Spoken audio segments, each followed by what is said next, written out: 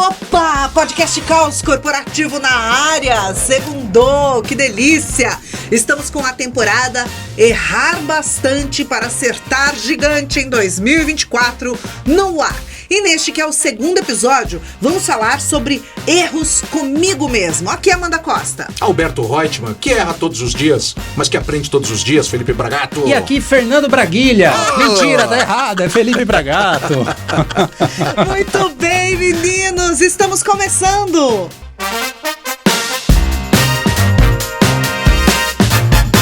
No episódio de hoje, vamos falar sobre erros comigo mesmo. Sim, é para errar bastante, para acertar gigante em 2024, e a gente quer saber de falhas que a gente comete com a gente mesmo.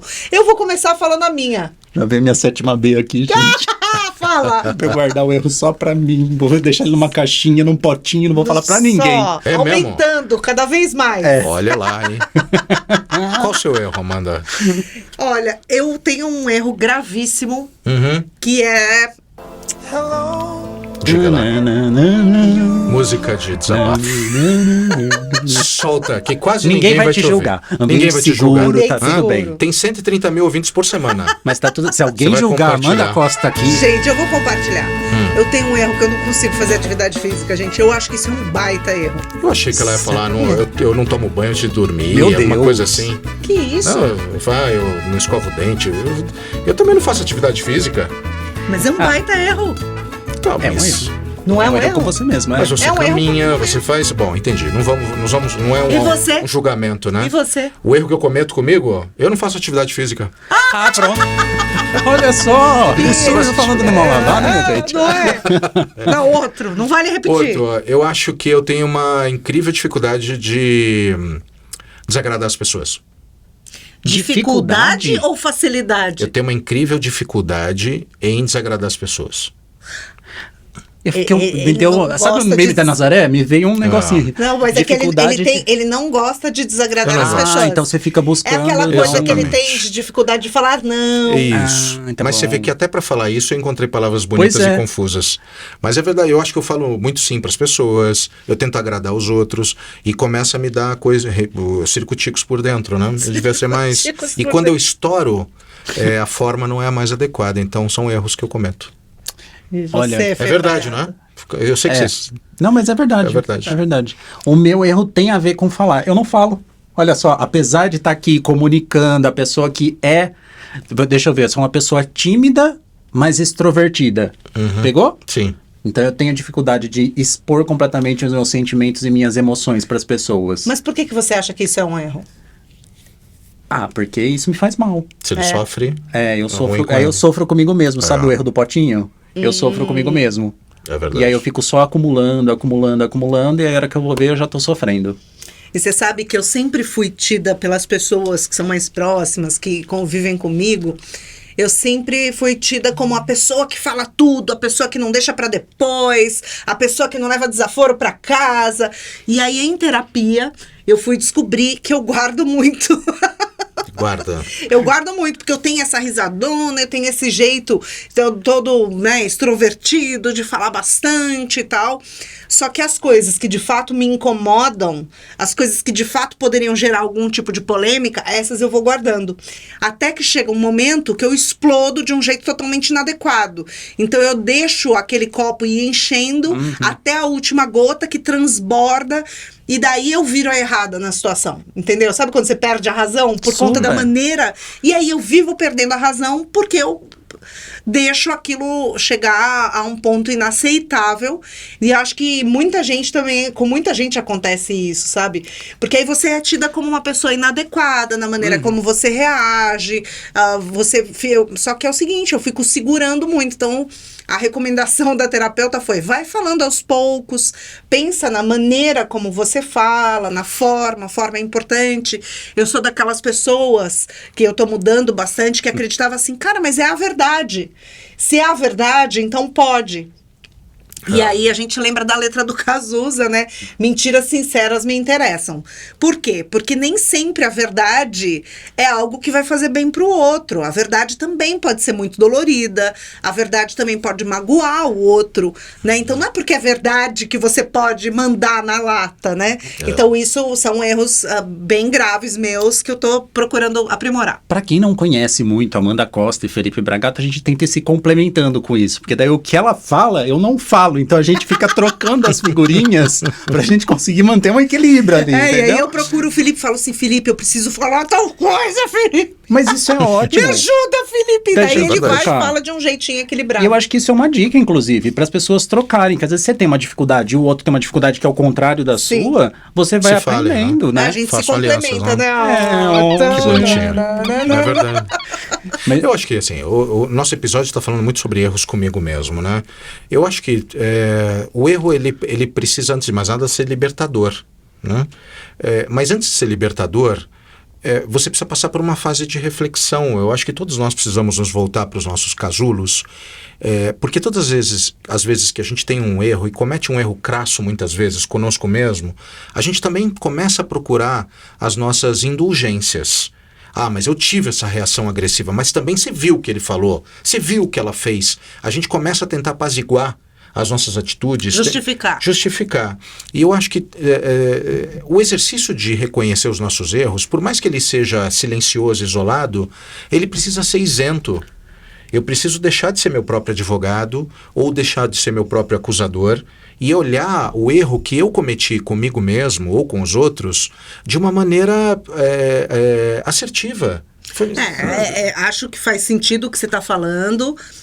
A Sem coisa emoção. de se autoacusar de forma muito veemente, porque senão também a gente acaba com o amor próprio, né? Nossa. Eu acho que tem assim, um ponto de equilíbrio nisso tudo, porque senão a gente fica assim, eu tô errado o tempo todo, eu errei o tempo todo, você acaba com a sua segurança, você acaba com o seu amor próprio. Autopunindo, né? Você se autopune, enfim, isso é muito ruim, principalmente no ambiente do trabalho, né? Então, assim, buscar este ponto de equilíbrio, acho que é o ideal a fazer. Como é que você busca, Fê, esse ponto de equilíbrio? Ponto de equilíbrio. Olha, é um exercício quase que diário, assim, que eu preciso fazer. Porque eu sou uma pessoa muito fluff, assim, né? Então eu tenho dificuldade em falar alguma coisa que é um pouco mais dura, um pouco mais, né? E aí eu fico tentando entender qual é o estilo de comunicação da pessoa para eu adaptar o meu estilo de comunicação para conseguir entrar num equilíbrio entre mim e a pessoa, sabe? Porque eu não consigo... Entre mim e a pessoa? Entre a pessoa e eu. Entre a pessoa e eu. Entre mim e a pessoa, tá certo. Vai que eu erro no negócio de errar, bem, né? a gente aceita o Tá negócio de errar. Então tá tudo bem. Então eu fico tentando entender um pouco do lado da pessoa para eu conseguir me equilibrar daqui também, sabe? Super cuidadoso, Fê. Super. Eu tento ser o máximo de cuidado possível, assim. Mas é difícil. É difícil. Mas eu acho que tem uma questão legal também. Quando a gente comete os próprios erros, né? E falando até bastante em causa própria, eu acho que a gente tem que aprender também a levar em conta o tempo que aquele erro acaba abarcando ou então interferindo nos seus pensamentos e o quanto que esse erro acaba repercutindo em outros aspectos, né? Porque às vezes você comete um erro muito crasso com um amigo, com seus pais, com seu cônjuge, e aí isso reflete no teu profissional, na tua profissão, na tua atividade, no teu relacionamento com os teus amigos. Então você começa a perceber que o erro, ele acaba gerando uma órbita, às vezes, muito maior do que é relevante para aquela questão. Eu sei que a gente não é um robô para apertar um botão e falar assim, eu cometi um erro no trabalho hoje, mas cheguei em casa, agora é só alegria.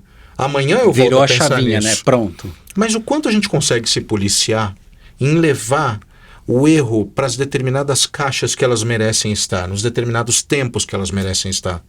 Senão a gente começa a virar uma máquina de somática que fica somatizando fica prejudicial. tudo. Enfim, a gente tem que dar o valor a ele, o valor que ele tem exatamente. Não ficar aumentando e ficar sofrendo eternamente com isso.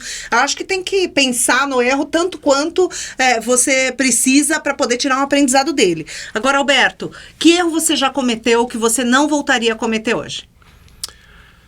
Já errou, já aprendeu, ok, não repete.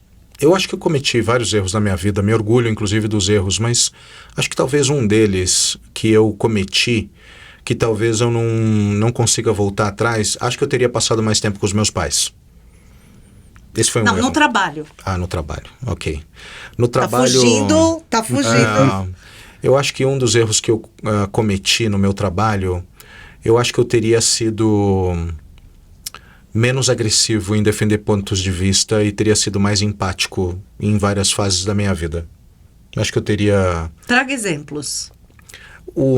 Determinadas situações da vida, eu percebia que em algumas reuniões, alguns temas eram trazidos de uma maneira que não eram muito claras, né? E eu me lembro de ter defendido de uma maneira muito veemente o meu ponto de vista e desconsiderando a fragilidade, a fraqueza de quem estava trazendo alguma informação ou defendendo mesmo uma ideia.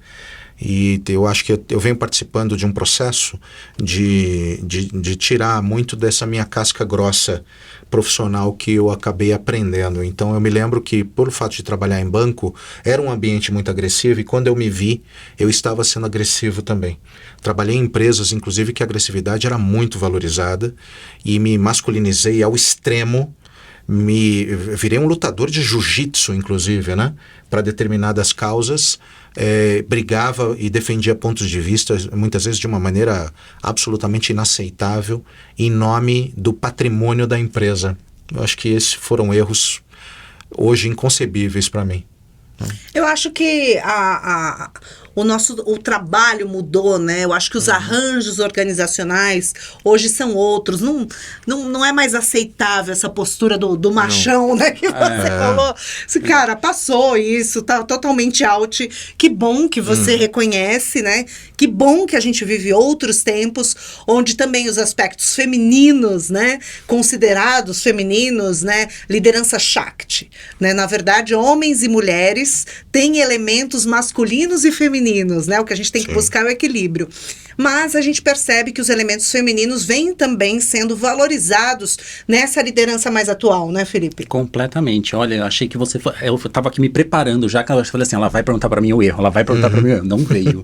Mas o meu erro eu vou compartilhar também. Diga. Porque tem a ver com isso. Eu acho que um erro que eu cometi na vida e que eu queria ter que foi não compartilhar sobre a minha sexualidade antes no trabalho. Você teve um período que você não falava? Super. Eu ficava completamente enrustido. Eu era o hétero não praticante, né? Hétero não praticante.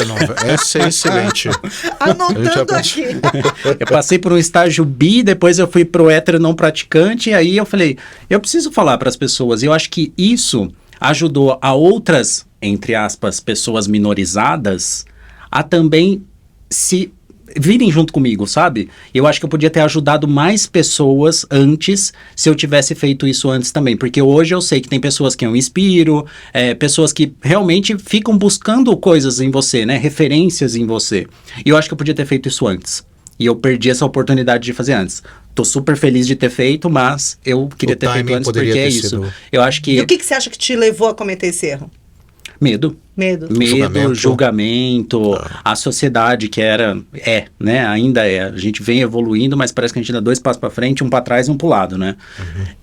E aí o medo do julgamento mesmo, de achar que, tipo, você só é bom se você for o hétero ali, né? Se você for uma pessoa gay, você precisa ficar se provando de alguma forma. E a gente fica buscando isso o tempo todo, de se provar de que de alguma forma, em algum quesito, você consegue ser melhor do que a pessoa que é um pseudo padrão na sociedade. Faz sentido. E o seu, Amanda? Que erro que você cometeu no passado? E, aliás, Fê, obrigado por ter compartilhado conosco isso, muito né? Bom, muita bom. Coragem, muita... Eu não sei se é coragem isso hoje, né? Mas eu acho que isso cada vez mais Acho que ainda tem, porque ainda tem organizações que é isso, são regidas pelo medo, né? Eu acho que o erro que eu cometi no passado tem um pouco a ver com o seu também, Fê. De não ter me posicionado, de não ter me empoderado enquanto mulher, no gênero mesmo. Acho que ao contrário, e eu já devo ter compartilhado aqui algumas vezes, no meu começo de carreira como repórter, as repórteres mulheres, inclusive vocês, né, quem tem um pouquinho mais de idade vai se lembrar que as repórteres tinham o cabelo curto. Hoje você tem repórteres com cabelo encaracolado, com cabelo black, com cabelo de todo jeito. E na minha época... Nossa, chegou esse dia de falar na minha época. Bicho, a gente se entregou aqui, minha gente, né? A gente percebe que tá ficando velho quando Enzos e Valentinas assumem a presidência da empresa, né? Okay. Mas lá nos anos 90, anos 2000, o cabelo da repórter era um cabelo curto, a gente falava palavrão, porque a equipe de reportagem falava palavrão, que eram homens, tinha que fumar, né? Fumava. Então você adotava uma série de comportamentos mais masculinizados para você demonstrar, para você tentar provar que você podia estar ali na rua, que você podia estar fazendo uma reportagem sobre um tráfico de drogas, sobre um assassinato, que você não era frágil, você não tinha a fragilidade feminina, né? Então tinha que ser meio masculinizada. Eu acho que foi um baita erro, eu não tinha que ter me masculinizado, porque eu acho que eu sou uma mulher porreta, do jeito que eu sou, com todas as características femininas que eu tenho, graças a Deus, elas são muito boas, me ajudaram em muitas reportagens que eu fiz, né? E eu não precisava ter me masculinizado, acabei me masculinizando para ser aceita. Que bobagem, não façam isso. Foi um baita erro que eu cometi. A gente tentando, diminuir as nossas qualidades, porque isso é uma qualidade, para se enquadrar num padrão que o outro espera, né? De expectativa do outro. E é uma coisa que não é falada, né? Total. Não é falada. É total velado. Velado, exatamente. Velado. Eu acho que eu posso dar uma dica, né? Não deixe o erro guardado num baú para que você só acesse quando alguma situação da tua vida emocional o force a abrir esse baú. Eu acho que é importante a gente revisitar, tirar esse baú e colocar na prateleira, sabe, os erros. E transformar esses erros em troféus de aprendizagem. Deixá-los lá à mostra para nós, para que a gente possa tratá-los como fases e capítulos da vida que nos empurraram para frente. Eu vejo muitas vezes algumas pessoas tendo que recorrer a esses erros que muitas vezes não foram mal resolvidos para tentar diminuir as suas próprias dores. Foram mal resolvidos. Foram mal resolvidos e estão guardados. Então, quando você lida com alguma situação que te dá um chicote para buscar, é muito sofrimento. Então, eu acho que, claro que tudo isso que eu estou falando é fácil, né? Da boca para fora, né? Mas eu acho que a gente tem que aprender a lidar com esses erros do passado de uma forma mais recorrente, mesmo que em pensamento, num transporte público, no final do dia, lembrar dessas coisas, sabe? E tratar de uma forma que a gente se perdoe. Se perdoe e deixa lá, né? É do passado, legal, revisitei, verifiquei o que eu aprendi com isso e como isso repercute no meu presente e deixar o erro do passado lá no passado, não ficar para sempre sofrendo com isso, né, Fê? Exato. E essa metáfora, adorei a metáfora do troféu, porque acho que ele ajuda muito a você ter orgulho daquilo. Porque troféu é uma coisa que você se orgulha, né? Você fala assim, putz, olha aqui, você quer exibir. Né? Então eu acho que o erro como um troféu é super legal, porque você consegue exibir, você mostra para as outras pessoas e você dá a possibilidade de falar assim, putz, eu podia não ter me enquadrado como uma pessoa masculinizada, eu podia não ter falado antes que eu era uma pessoa gay. Então você mostra para a pessoa também para que ela possa aprender com o seu troféu, né? Você sabe que eu tenho uma amiga querida, Mariana Clark, né? Ela estuda muito segurança psicológica e esses dias ela me falou uma coisa que me marcou muito, né? O vício das pessoas está praticamente atrelado às suas dores. Então, o vício está atrelado à dor. Eu queria só pegar esse fragmento, porque dor está muito vinculada aos erros. Eu cometi um erro, ou alguém cometeu um erro e eu fui vítima, e isso repercutiu num vício lá na frente. A gente vai procurar sanear as dores e os erros do passado com os vícios que a gente tem hoje. Então, veja como esses erros, e obviamente eu não sou psicólogo, né, para trazer nenhum tipo de fundamento mais aprofundado aqui, mas eu geralmente, quando eu recupero os meus erros do passado, eu percebo as dores que eu sinto.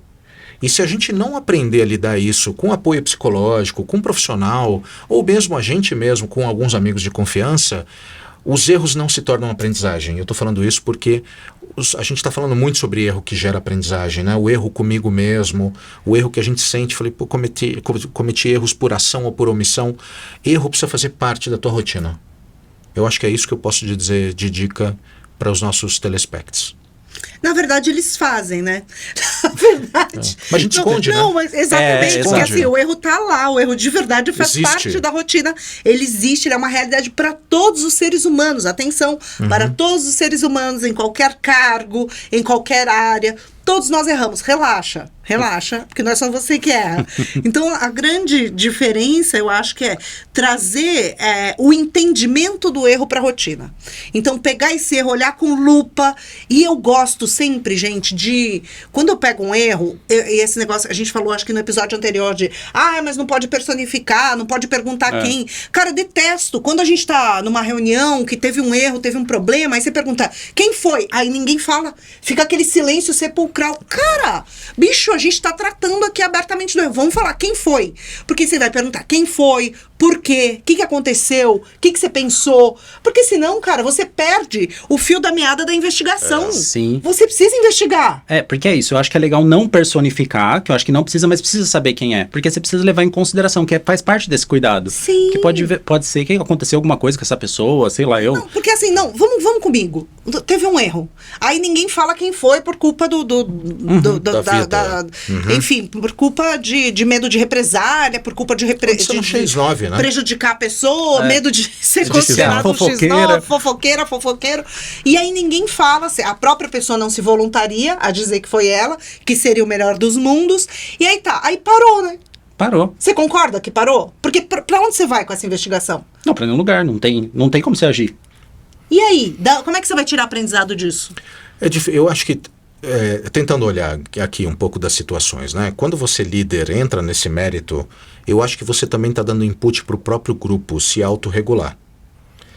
Vai existir uma discussão sobre o erro no grupo. Geralmente, a estrutura, né? Isso é estudado pelo Katzenbach e o Smith, que são os grandes estudiosos da construção de times. Quando você tem um cometimento de um erro dentro de um grupo, e esse erro extrapola as fronteiras daquele grupo e chega na chefia, existe uma hecatombe dentro do grupo. O grupo começa a tentar se autorregular para discutir você vai assumir?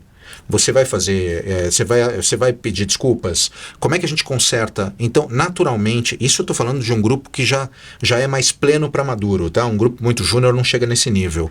Quando o líder chega e fala assim, quem cometeu o erro, e o grupo não fala, nesse momento ainda não existiu o timing certo para o julgamento entre o grupo. Então, nessa hora, minha resposta é, aguarde um pouco. Porque o próprio grupo, sabendo da sua situação, vai fazer com que a verdade chegue à tona com uma explicação. Então, se o líder chega e fala assim, quem foi? Qual é o erro? O erro quem foi que cometeu? E não vem a resposta, é porque não existiu ainda o tempo certo para que aquela resposta venha de uma maneira natural. E também tem o como essa pergunta é feita, né? Também, né? Se machado na mão, né? Um machado, quem foi? Poxa, já faz agressivo, falar, né? Já vai apanhar em seguida, carta hein? de advertência na mão, não dá, né? Então, acho que tem que dar tem que dar um timing para o grupo se trazer essa informação. Muito bem, meninos. Estou adorando o nosso bate-papo sobre erro nessa temporada, que é o que a gente mais faz na vida. Então, vamos falar sobre isso no próximo episódio. Vamos falar sobre erros inaceitáveis no setor de recursos humanos. Não perde, hein? Um beijo e até semana que vem. Fui, tio! Ih, já vai ser ano novo, gente. Eita, frema. Então eu não vou vir, não. Até ano que vem. Feliz 2024. Quer que eu faça efeitos sonoros? Blum, bum, bah.